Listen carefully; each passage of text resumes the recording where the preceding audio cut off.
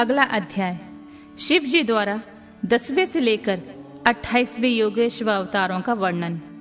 शिव जी कहते हैं, ब्राह्मण 10वें द्वापर में त्रिधामा नाम के मुनि व्यास होंगे। वे हिमालय के रमणीय शिखर पर्वोत्तम भृगुतुंग पर निवास करेंगे। वहां भी मेरे श्रुति विदित 4 पुत्र होंगे। उनके नाम होंगे भृंग, बलबंधु, नरामित्र और तपोदन केशुशंग। 11वें द्वापर में जब निवत्र नामक व्यास होंगे, तब मैं कलयुग में गंगा द्वार में तप नाम से प्रकट होऊंगा। वहां भी मेरे लंबोदर, लंबाक्ष, केशलंब और प्रलंबक नामक 4 दृढ़वत्ती पुत्र होंगे। 12वीं चतुर्युगी के द्वापर युग में शततेजा नाम के व्यास होंगे। उस समय में द्वापर के समाप्त होने पर कलयुग में हेमकुंजक में जाकर अत्रि नाम से अवतार लूंगा और व्यास जी की सहायता के लिए निमत्री मार्ग को प्रतिष्ठित करूंगा। महामुनि वहां भी मेरे सर्वज्ञ, समबुद्धि, साध्य और शर्व नामक 4 उत्तम योगी पुत्र होंगे। 13वें द्वापर युग में जब धर्म स्वरूप नारायण व्यास होंगे, तब मैं पर्वत श्रेष्ठ गंधमादन पर बालखिल्य आश्रम में महामुनि बलि के नाम से उत्पन्न होऊंगा। वहां भी मेरे सुदामा, कश्यप, वशिष्ठ और विरजा नामक 4 सुंदर पुत्र होंगे। 14वीं चतुर्युगी के द्वापर युग में जब रक्ष नामक व्यास होंगे, उस समय में अंगिरा के वंश में गौतम नाम से उत्पन्न होऊंगा। उस कलयुग में भी अत्रि, वशद, श्रवण और श्रवष्टक मेरे पुत्र होंगे। 15वें द्वापर में जब त्रियारूणी व्यास होंगे, उस समय में हिमालय के पृष्ठभाग में स्थित वेदशीर्ष नामक पर्वत पर सरस्वती के उत्तर तट का आश्रय ले वेदशिरा नाम से अवतार ग्रहण करूंगा। उस समय महापराक्रमी वेदशिर ही मेरा अस्त्र होगा। वहां भी मेरे 4 पराक्रमी पुत्र होंगे। उनके नाम कुणी, कुणीबाहु, कुशरीर और कुनेत्रक। 16वें द्वापर युग में जब व्यास का नाम देव होगा, तब मैं योग प्रदान करने के लिए परम पुण्यमय गौकर्ण वन में गौकर्ण नाम से प्रकट होऊंगा। वहां भी मेरे कश्यप, उष्णा, चैवन और बृहस्पति नामक 4 पुत्र होंगे। वे जल के समान निर्मल और योगी होंगे तथा उसी मार्ग के आश्रय से लेकर शिवलोक को प्राप्त हो जाएंगे। 17वें चतुर्युगी के द्वापर युग में देव कृतंजय व्यास होंगे। उस समय मैं हिमालय के अत्यंत ऊंचे एवं रमणीय शिखर महालय पर्वत पर गुहावासी नाम से अवतार धारण करूंगा, क्योंकि हिमालय शिव क्षेत्र कहलाता है। वहीं उदत्य, वामदेव, महायोग और महाबल नाम के मेरे भी पुत्र होंगे। 18वीं चतुर्युगी के द्वापर युग में जब मृत्युंजय व्यास होंगे, तब मैं हिमालय के उस सुंदर शिखर पर, जिसका नाम शिखंडी पर्वत है और जहां महान पुण्यमय सिद्ध क्षेत्र है तथा सिद्धों द्वारा सेवित शिखंडी वन भी है, शिखंडी नाम से उत्पन्न होऊंगा। वहां भी वाचाश्रवा, रुचिक, शैवास और यतीश्वर नामक मेरे 4 तपस्वी पुत्र होंगे। 19वें द्वापर में महामुनि भरद्वाज व्यास होंगे। उस समय भी मैं हिमालय के शिखर पर माली नाम से उत्पन्न होऊंगा और मेरे सिर पर लंबी लंबी जटाएं होंगी। वहां भी मेरे सागर के से गंभीर स्वभाव वाले हिरण्यामा, कौशल्य, लोकाक्षी और प्रधिमी नामक पुत्र होंगे। 20वीं चतुर्युगी के द्वापर में होने वाले व्यास का नाम गौतम होगा। तब मैं भी हिमवान के पृष्ठभाग में स्थित पर्वत श्रेष्ठ अट्टाहास पर, जो सदा देवता, मनुष्य और यक्षेंद्र, सिद्ध और चारणों द्वारा अधिष्ठित रहता है, अट्टाहास नाम से अवतार धारण करूंगा। उस युग के मनुष्य अट्टाहास के प्रेमी होंगे। उस समय भी मेरे उत्तम योग संपन्न 4 पुत्र होंगे। उनके नाम हैं सुमंत, वरवरी, विद्वान कवंध और कुडीव गंधन। 21वें द्वापर युग में जब वाचाश्रवा नाम के व्यास होंगे, तब मैं दारुण नाम से प्रकट होऊंगा।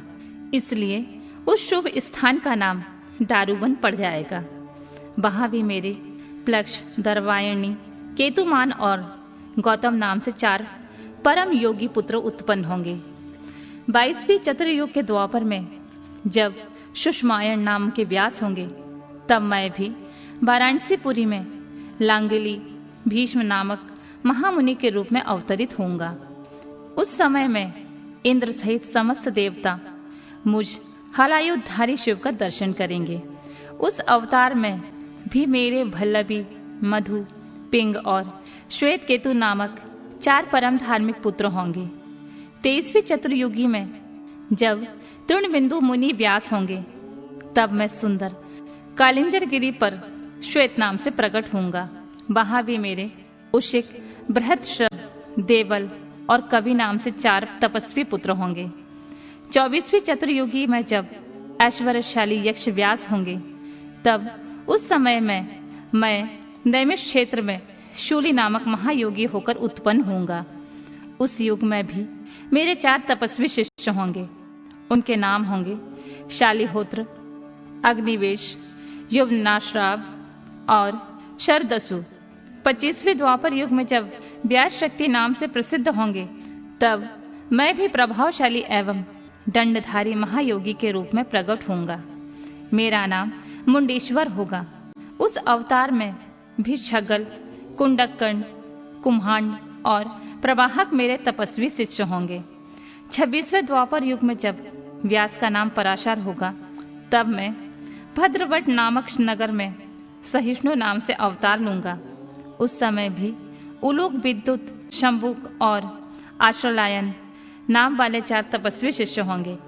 27वें द्वापर में जब जातुकर्ण व्यास होंगे, तब मैं भी प्रभा सतीर्थ में सोम शर्मा नाम से प्रकट होऊंगा।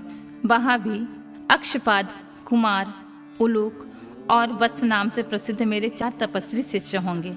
28वें द्वापर में जब भगवान श्री हरि पराशर के पुत्र रूप में द्वैपायन नामक व्यास होंगे, तब पुरुषोत्तम श्री कृष्ण अपने छठे अंश से वसुदेव के श्रेष्ठ पुत्र के रूप में उत्पन्न होकर वासुदेव कहलाएंगे।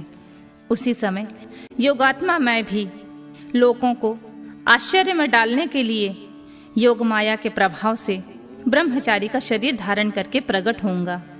फिर शमशान भूमि में मृतक रूप से पड़े हुए अविच्छिन्न शरीर को देखकर मैं ब्राह्मणों के हित साधन के लिए योग माया के आश्रय से उसमें घुस जाऊंगा और फिर तुम्हारे तथा विष्णु के साथ मेरुगिर की पुण्यमयी दिव्य गुहा में प्रवेश करूंगा। ब्राह्मण, वहां मेरा नाम लकुली होगा। इस प्रकार मेरा यह काया अवतार उत्कृष्ट सिद्ध क्षेत्र कहलाएगा और जब तक पृथ्वी कायम रहेगी, तब तक लोक में परम विख्यात रहेगा। उस अवतार में भी 4 मेरे तपस्वी शिष्य होंगे।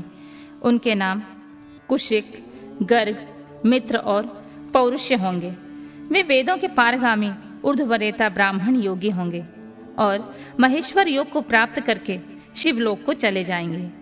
उत्तम व्रत का पालन करने वाले मुनियों, इस प्रकार परमात्मा शिव ने वैवस्वतः मनवंतर के सभी चतुर्योगियों के योगेश्वर अवतारों का सम्यक रूप से वर्णन किया है। विभो 28 व्यास क्रमशः एक एक करके प्रत्येक द्वापर युग में होंगे और योगेश अवतार प्रत्येक कलयुग के प्रारंभ में। प्रत्येक योगेश अवतार के साथ उनके 4 अविनाशी शिष्य भी होंगे, जो महान शिव भक्त और योग मार्ग की वृद्धि करने वाले होंगे। इन पशुपति के शिष्यों के शरीर पर भस्म रमी रहेगी, ललाट त्रिपुंड से सुशोभित रहेगा और रुद्राक्ष की माला ही इनका आभूषण होगा। ये सभी शिष्य धर्मपरायण, वेद वेदांग के पारगामी विद्वान और सदा बाहर भीतर से लिंगार्चन में तत्पर रहने वाले होंगे। ये शिव जी में भक्ति रखकर योग पूर्वक ध्यान में निष्ठा रखने वाले और जितेंद्रिय होंगे। विद्वानों ने इनकी संख्या 112 बतलाई है। इस प्रकार मैंने 28 युगों के क्रम से मनु से लेकर कृष्ण अवतार पर्यंत सभी अवतारों के लक्षणों का वर्णन कर लिया है। जब श्रुति समूह का वेदांत के रूप में प्रयोग होगा, तब उस समय कल्प में कृष्ण द्वैपायन व्यास होंगे। यूं महेश्वर ने ब्रह्मा जी पर अनुग्रह करके योगेश्वर अवतारों का वर्णन किया और फिर वे देवेश्वर उनकी ओर दृष्टिपात करके वहीं अंतर ध्यान हो गए।